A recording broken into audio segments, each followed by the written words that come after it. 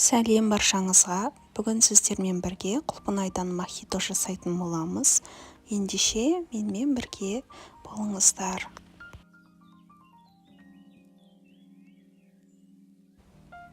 Банканы осылай жуып тазалап стерильдеуге 10 минутқа осылай қойып қоямын.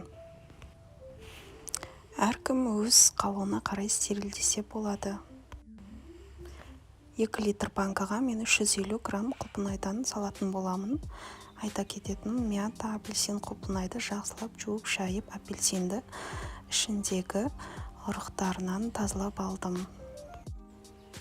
Осы жерде мен мятаны көбірек қосып жіберіппін, сондықтан 2 литр банкаға бір үзім мята жетеді.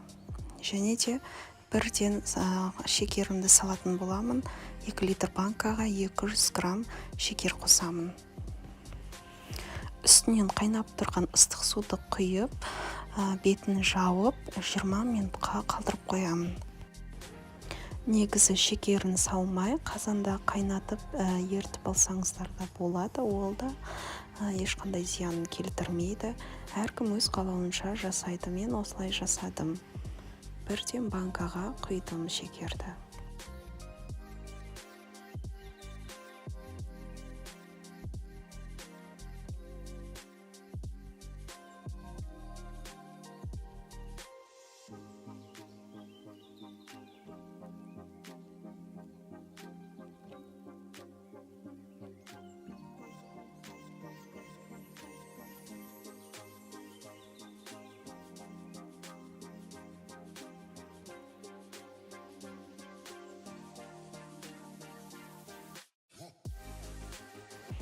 Жиырма минут уақыт өтті. Енді осы суды қайтадан төгемін.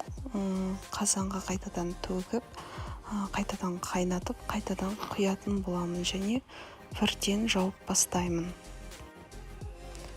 Айта кететін жайт, менің видеоларымды көп адамдар тіркелмей көреді екен.